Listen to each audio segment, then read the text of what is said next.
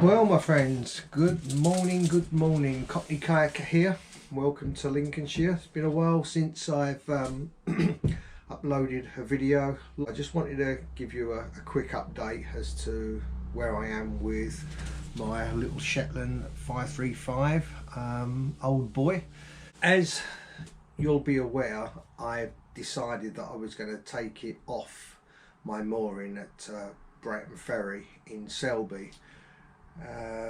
There were various issues that I had, and the plan was to bring it home, which I did, do some upgrades to it, which I did, quite a few actually, and I think the boat is looking really smart now, and then take it on to Farndon Marina. Well, in between that, the boat had to go to Newark, place called Lincoln Marine, because Steve had to give the engine its first service. So everything is done, all the upgrades are done, and as I say, the boat is looking really snazzy. I'm really happy with it. Turned out really nice. It's had a clean. If you remember the last video, I had all that scum and weed and everything. I let that all dry out. I've got rid of pretty much most of it. I think next year I'm going to give it a new anti-foul coat, but it's all been cleaned as best I can whilst it's on a trailer. You are limited to what you can, the areas that you can get to, but I've done what I can. And yeah, it's looking really nice. So the next video that I upload will be of, I'll be able to show you all those improvements that I've carried out. So at the moment, it's the boat. Steve has completed the engine service and it's ready for me to pick up. I decided that I wasn't going to go to Farndon Marina after all. It's very, very expensive there, but it's very, very nice. The issue that I had, and I wasn't aware of it until the last few days really, was that every time you use the slipway, they're going to charge berth holders, which is soon to be £25. So for me to take my boat out the water and put it back in, it's going to be like £50. And I have plans of taking it up to Loch Lomond. I have plans of taking it, because it's licensed for Lake Windermere. I have plans to take it on the Norfolk Broads, on the and various other places like out on the sea.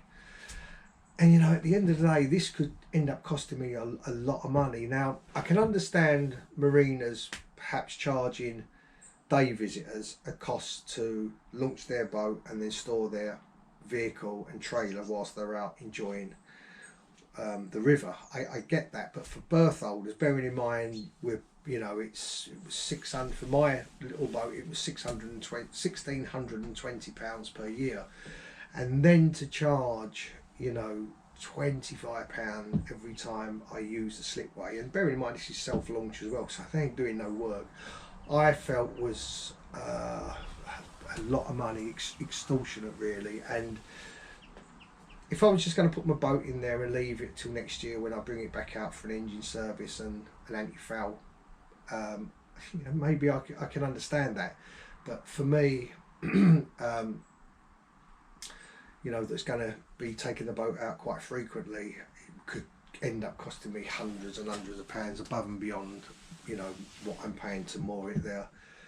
So I decided that ain't gonna happen. So I ended up at a place called King's Marina in Newark. It's not far from Farndon actually. In between Farndon Marina and King's you have Newark Marina, and I think they have a waiting list at the minute. So I went to King's Marina.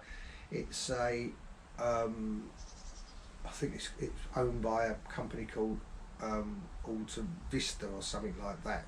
I can't quite remember, but they have soon to be 30 marinas all over the country, and I can use their marinas free of charge. So I can go into, for instance, Sawley, which is quite easy for me to get to on the Trent, and spend as many nights there within reason as I want, all free of charge.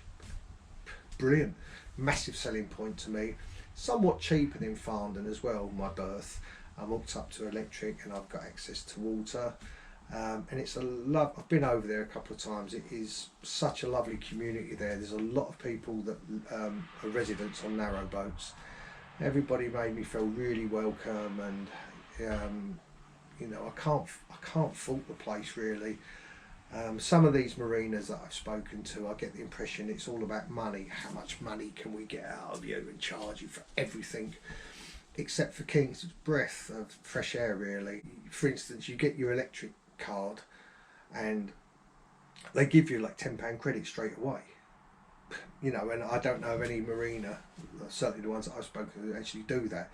And in actual fact, their unit price is far more expensive, and they're putting, I think it's 12% handling charge on electric. Like, why would you do that when it's expensive anyway? It just don't make any sense to me. But yeah, so I'm at King's Marina. Tomorrow, I think we've got this storm Agnes coming in this afternoon. But tomorrow the plan is I'm going to pick the boat up from Steve in Newark, and we found a Canal River Trust mooring right on the Trent. I've already checked that out. Really nice, slipway. Really nice slipway. As long as you've got the British Waterways key, you can self-launch there. I've got to go through Newark Town Lock, and then you know, I'm at King's Marina. So the old journey should take me about 30 minutes plus, maybe 20 to 30 minutes plus lock time, and that can be about 20 minutes to get in the lock. It's a huge lock at Newark town.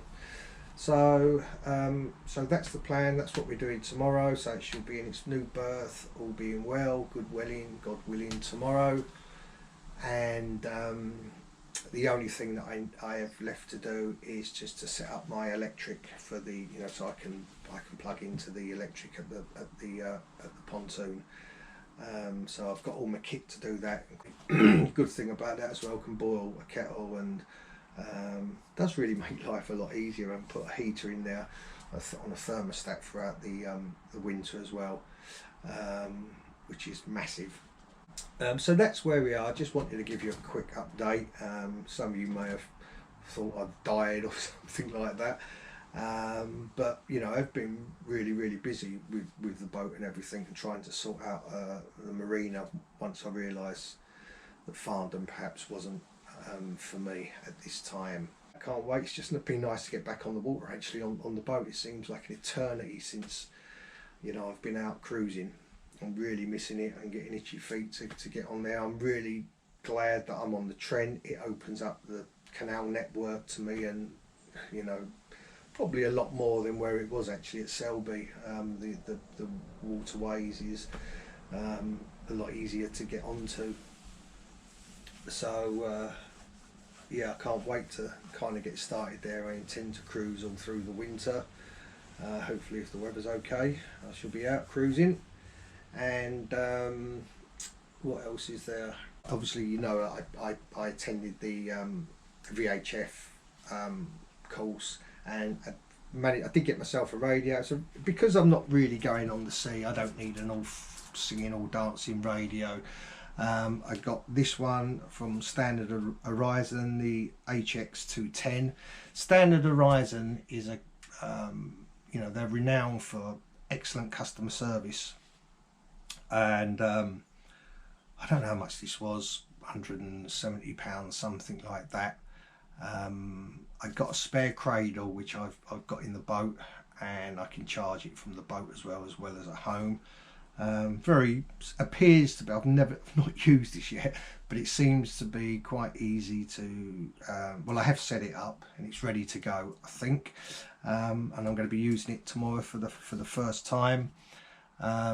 If I was doing more sort of sea kayaking or cruising on the sea, I probably wouldn't have chosen this. This is just ideal for you know, the inland waterway. Just basic, good quality radio.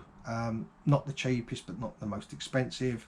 Sort of middle of the range, easy to use. A company that I'm confident, you know, it's they do have really good reviews and reputation when it comes to customer service.